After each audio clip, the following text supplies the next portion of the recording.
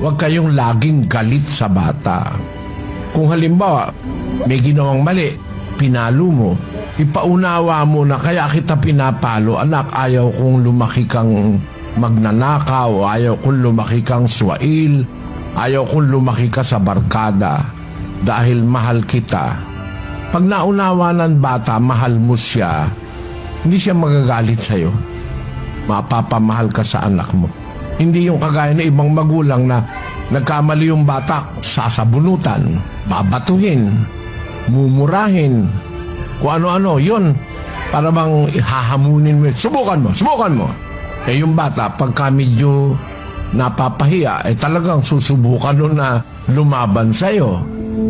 Sabi sa Biblia, ganon, huwag ninyong ipamungkahi sa galit ang inyong mga anak. Turuan nyo sila, yun ang kahalili nun.